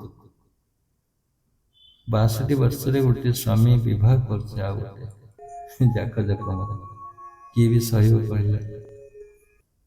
ମୋତେ ଭଲ ସ୍ଥାନ ଦିଅନ୍ତୁ। ମୁଁ ପୁରୀ ଅନାଥ ଆଶ୍ରମରେ ରହିଲି, ସେଠି ମୋତେ ମାରିଲେ, ସେଠି ମୋତେ ନିର୍ଯାତନା ଦେଲେ, ସେଠି ଯେଉଁ ଅସଭ୍ୟ ଭାଷାରେ ସକାଳୁ କଥାବାର୍ତ୍ତା ହୁଅନ୍ତି ସେ ସ୍ତ୍ରୀ ଲୋକଗୁଡ଼ା, ମୁଁ ସହ୍ୟ କରିପାରୁନି। ମୁଁ ଜଣେ ମୁନି ଛୁଆ, ବାଲେଶ୍ୱର ତାଙ୍କର। କ'ଣ କରିବି କୁହନ୍ତୁ?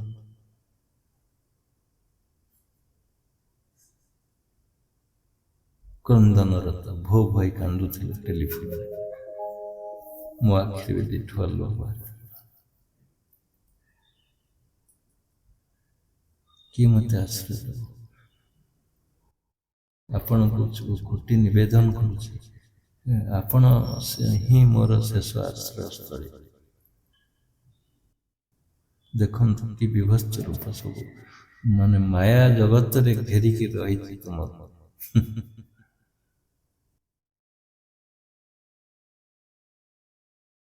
ମାୟା ଜଗତ କେତେ ସ୍ନେହ କରିକି ପିଲା ଜନ୍ମ କରି, କେତେ ମାନେ କଷ୍ଟ କରି ଝିଅଟାକୁ ଜନ୍ମ କରିଥିଲା, ପୁନେରେ ସର୍ଭିସ କରିଥିଲା, ଲକ୍ଷେ ଟଙ୍କା ପାଉଥିଲା, ତାକୁ ମାରିଦିଆଗଲା। ହୁଏତ କୋଉ ଷଡ଼ଯନ୍ତ୍ର ମୁଁ କହିପାରିବିନି। ଏତେ ଦୁଃଖ ଧରିକିରି ଆସୁଛନ୍ତି ଲୋକ, ଦେଖନ୍ତୁ। ବରଂ ବେଟର ତୁମେ ଅଛ। ତୁମେ ଯଦି କାହା ସହିତ ତୁଳନା କରିବ, ତୁମେ ବହୁତ ଉଚ୍ଚରେ ଅଛ, ତୁମେ ବହୁତ ଶାନ୍ତିରେ ଅଛ। ଭାବନି, ତୁମର ଭାବନାଟା କ'ଣ ନା ମୁଁ ବୋଧେ ଦୁଃଖରେ ଅଛି, ନା, ତୁମେ ବହୁତ ଆନନ୍ଦରେ ଅଛ, ସୁଖରେ। ତମ ଘର ଅଛି, ପରିବାର ଅଛି, ଖାଇବାକୁ ଗଣ୍ଡେ ଅଛି, ରହିବାକୁ ଘରଟିଏ ଅଛି, ସାଧନ କରିବାକୁ ସମୟ ଅଛି। ତମେ ହାତଛଡ଼ା କାହିଁ କରୁଛ? ଯାହା ଅଛି, ମୁଁ କହିଛି ଗୋଟିଏ ସୂତ୍ର ମୋର, ଯାହା ଅଛି ତାକୁ ଗ୍ରହଣ କର। ଭାବ ଏଇଟା ଠିକ ଅଛି ମୋ ପାଇଁ, ବାସ୍ ସବୁକିଛି ସମାଧାନ, ମୁକ୍ତିର ବାଟ ଖୋଲିଯିବ ତୁମ ପାଇଁ। ହୁଏତ ଆର ଜନ୍ମରେ ତୁମକୁ ଏ ଘର ମିଳିବନି, ଏ ସ୍ତ୍ରୀ ମିଳିବନି, ଏ ସ୍ୱାମୀ ମିଳିବନି, ଏ ପୁଅ ଝୁଅ ମିଳିବେନି। କାହିଁ ଭାବୁଛ ଆର ଜନ୍ମରେ ମୁଁ କ'ଣ କରିବି? ଏଇ ଜନ୍ମରେ କର, ଏବେ କର, ଆଜି କର। ସମୟ ନାହିଁ ଆଉ।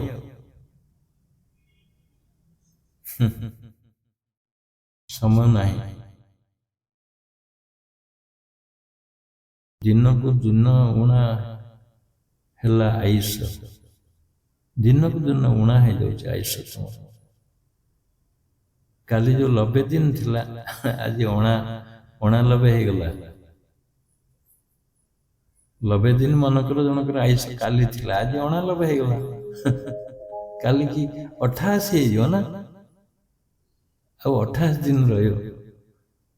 ତା ପର ଦିନକୁ 87, ଏମିତି କମି କମି ଯିବ ନା। ଊଣା ହେଉଛି ଦିନୁ ଦିନୁ ଆୟୁଷ, ଆଉ ଏଣିକି ଅଛି କେତେ ବୟସରେ, ଆଉ ଏଣିକି ଅଛି କେତେ ବୟସ। ଖଣ୍ଡି ଯେ ଖଣ୍ଡି ତୋର ପିଞ୍ଜରା କାଠି, ଖାଉନଥିବେ ଶ୍ୱାନ ଶୃଗାଳ ବାଣ୍ଟିରେ, ଖାଉନଥିବେ ଶ୍ୱାନ ଶୃଗାଳ ବାଣ୍ଟି। ବାଣ୍ଟିକିରି ଖାଇଯିବେ ତୁମ ଶରୀର। ଚିତ୍ର ପ୍ରତିମା ପ୍ରାୟ ଦିଶୁ ସୁନ୍ଦର, ଗୋଲଗାଲ ହିଁ ଦେଖାଯାଉଛ। ଚିତ୍ର ପ୍ରତିମା ପ୍ରାୟ ଦିଶୁ ସୁନ୍ଦର, ଚିରି ଭିତରେ ଦେଖ କିନାର ଖାରରେ, ଚିରି ଭିତରେ ଦେଖ। ଯଦି ଚିରି ଦବ ତୁମ ଶରୀରକୁ, ଦେଖ ଖାଲି ନାଡ଼, ମାଂସ, ରକ୍ତ, ପୁଜ, ଇଏ ଚମଡ଼ା ଢାଙ୍କିଛି ବୋଲି ସୁନ୍ଦର ଦେଖାଯାଉଛି। ଇଏ ବି ମାୟା। ଚିରି ଭିତରେ ଦେଖ କିନାର ଖାର। କେମିତି ପାଇବ? କେମିତି ପାଇବ ପୁଣି ଭଗବାନ କହିଲେ, ତେରା ଭିତରେ ଅଛି ଅପୂର୍ବ ନାରୀ, ତେରା ଭିତରେ ଅଛି ଅପୂର୍ବ ନାରୀ, ଟୋପ ଚଉରା ଦେହେ ରହିଛି ପୁରୀରେ, ଟୋପ ଚଉରା ଦେହେ ରହିଛି ପୁରୀ। ତୁମ ଦେହ ଭିତରେ ଅଛି ଅପୂର୍ବ ନାରୀ। ଅପୂର୍ବ ନାରୀ, କେମିତି ଶବ୍ଦ ଦେଖୁଥିବା ହେଇଛି, ଅପୂର୍ବ ନାରୀ, ଯୋଉଟାକୁ କବିରି ଆସି କହିଲେ ଅନମୋଲ ପ୍ରିୟା। ଯୋଗଯୁକ୍ତ ହେଲେ ତୁମେ ସେ ଅନମୋଲ ପ୍ରିୟାକୁ ପାଇବ, ଯୋଗଯୁକ୍ତ ନହେଲେ ପାଇବାନି। ଅନମୋଲ ପ୍ରିୟା, ଅପୂର୍ବ ନାରୀ, ବୋହୂ ଚାଲି ପାରୁନି, ଛୋଟେଇ ବଙ୍କେଇ ବଙ୍କେଇ ଚାଲୁଛି, ସେ ବୋହୂକୁ ତୁମେ ପାଇବ, ସେ ଅପୂର୍ବ ନାରୀକୁ ପାଇବ, ସେ ଅନମୋଲ ପ୍ରିୟାକୁ ପାଇବ। ସାହେବ ହେ ତେରା ହେ ଘଟମାଇ, ସାହେବ ତୋ ଭିତରେ ଅଛନ୍ତି, ସାହେବ ହେ ତେରା ଘଟମାଇ, ସାହେବ ହେ ତେରା ଘଟମାଇ, ସାହେବ ତୋ ଭିତରେ ଅଛନ୍ତି। ପୋଲିସ ୱାର୍ଡ ଆଜି ପର୍ଯ୍ୟନ୍ତ ଥାନାକୁ ଗଲେ ଇନ୍ସପେକ୍ଟରକୁ ସାହେବ କହୁଛନ୍ତି, ଇଂରେଜ ଅମଳରୁ ରହି ଆସିଛି। ସେ ସାହେବ ନୁହେଁ ଏଠି।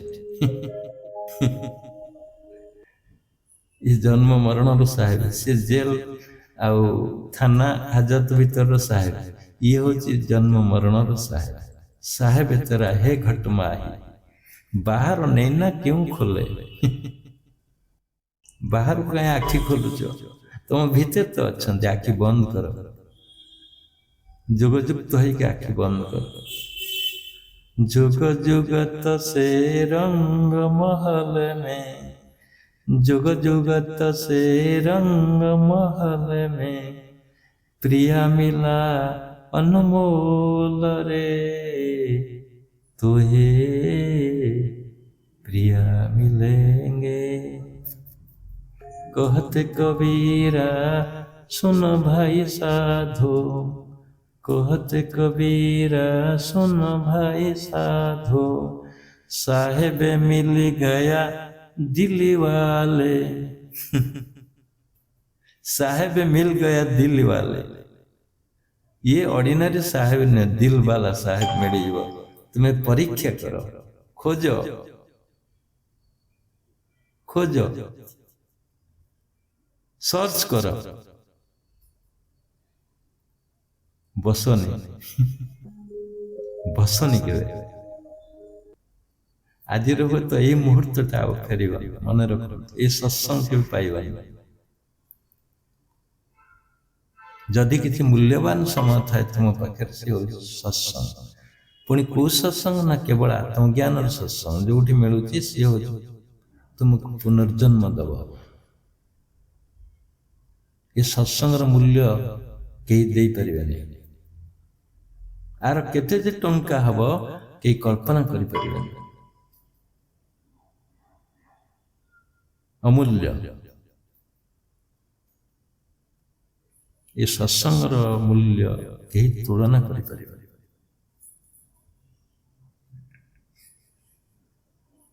अब बहुत चलुची सबुदिन तुम भितर, बहुत चली न पार पाद पड़ू था बंका, बंकईक चलुची रेट्रोगेड हो नाक पाखे निश्वास।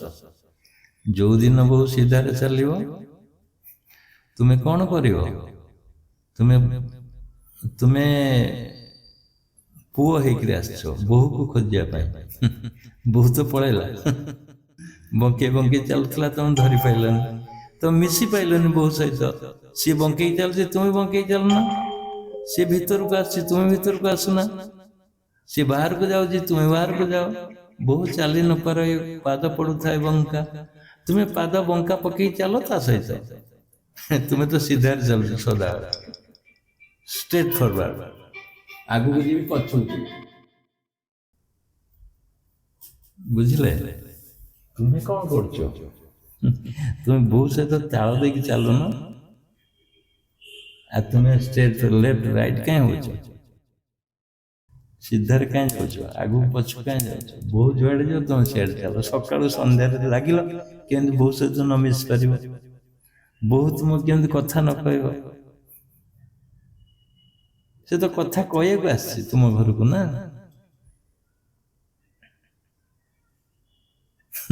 जो न सीधार पड़े तुम अनै थो गला, ए जन्म बहु को भेट कर पार ना बस।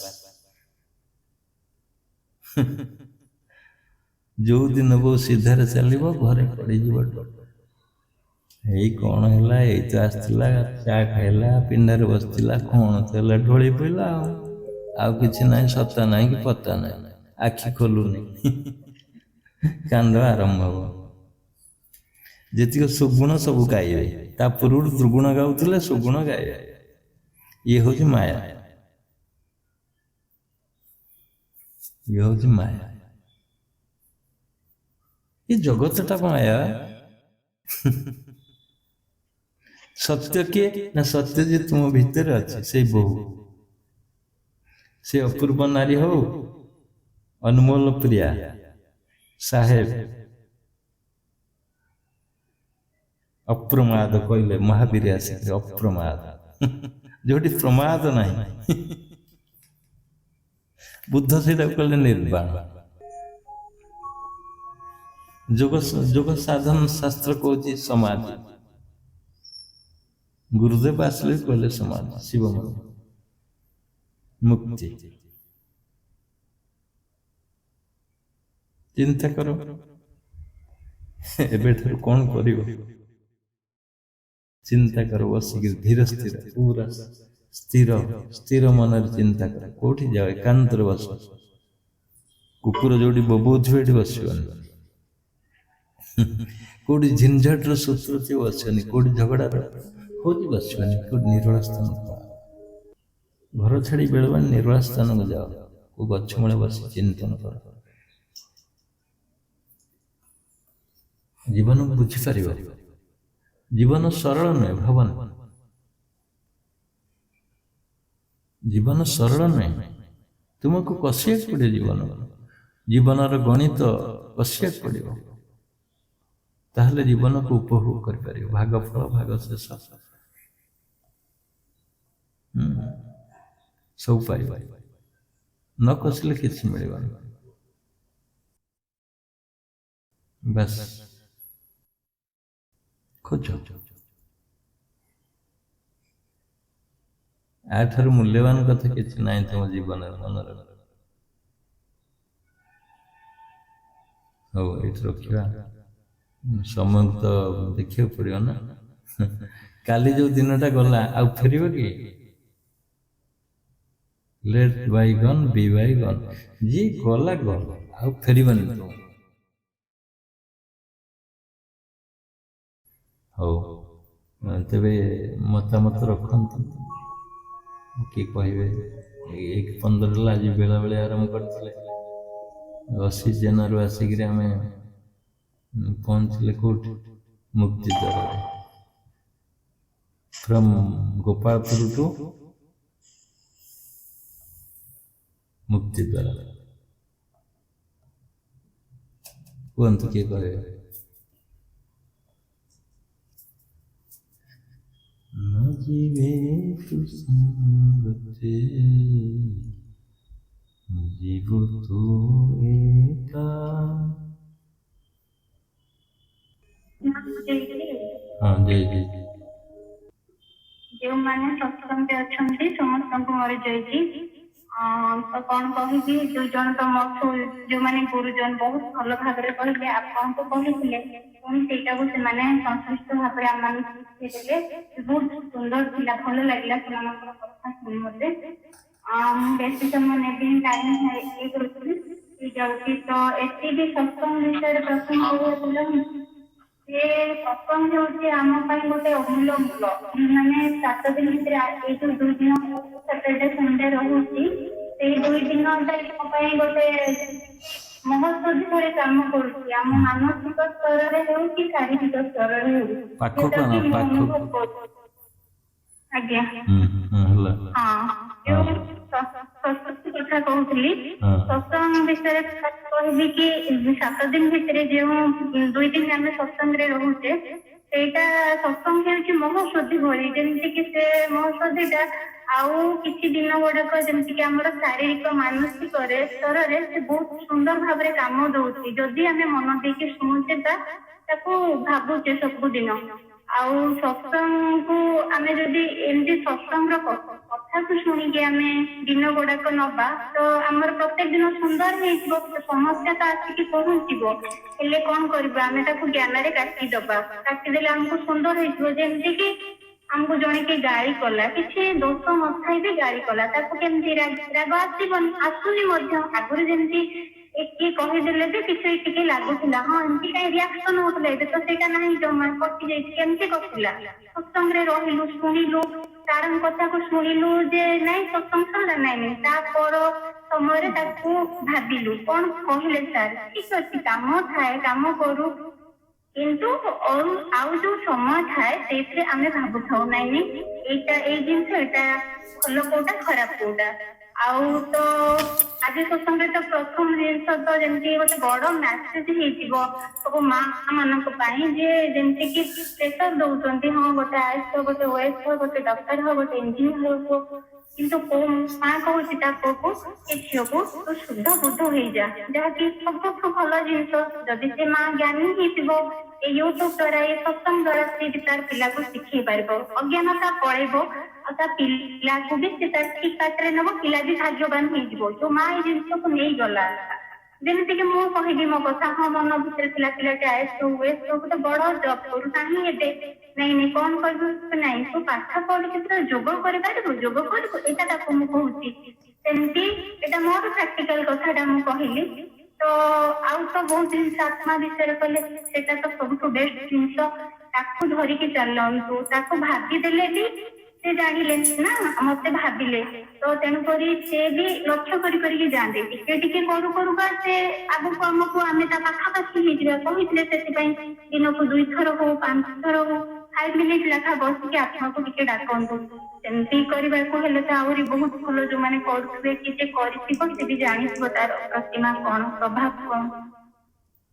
ଆଉ କହିବିନି ବିଶେଷ କିଛି, ବହୁତ କିଛି କହିବାକୁ ତ ଇଚ୍ଛା ହଉଛି, ଟାଇମ ହେଇଗଲାଣି, ସମୟ ଆସିଲାଣି। ଆଉ ପୁଣି କେବେ କଣ କହିବି, ରହୁଛି। ଜୟ ଜୟ ଜୟ।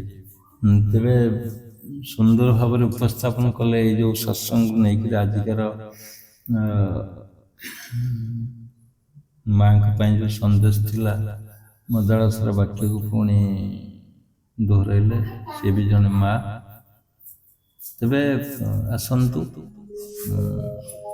ଆକୁ ଅବଜରଭେସନ କରନ୍ତୁ, ଭିତରକୁ ନେଇକରି ଭିତରକୁ ନେଇ ଚିନ୍ତନ କରନ୍ତୁ ଏ କେତେ ସତ୍ୟ ଅଛି ଏ କଥା, ଆଉ ପୃଥିବୀଟା ବି କେତେ ସତ୍ୟ, ତମ ପାରିପାର୍ଶ୍ୱିକ ଅବସ୍ଥା କେତେ ସତ୍ୟ।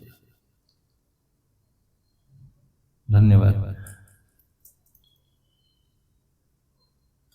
ସଂସାର ଗୋଟେ ମାୟା ରୂପ ଧରିଛି, ଏଇ ଜ୍ଞାନ ଖାଲି ହେଇଯାଉ, ଜଷ୍ଟ ସେତିକି, ଆଉ କିଛି ନାହିଁ। ସଂସାର ଏକ ମାୟା, ଅସ୍ଥାୟୀ, ଚିରନ୍ତନ ସାଥୀ ନାହିଁ। ଏ ଗୋଟେ ପ୍ଲାଟଫର୍ମ ତମକୁ ଦିଆହେଇଛି କିଛି ଦିନ ପାଇଁ, ଏତିକି ଭାବ। ଜୟ ଜୟ। ସଂସାର ସ୍ୱପ୍ନଂ ନିଦ୍ରାଂ ମଦାଳସବାକ୍ୟ ଉବାଚ ପୁତ୍ରଂ ସଂସାର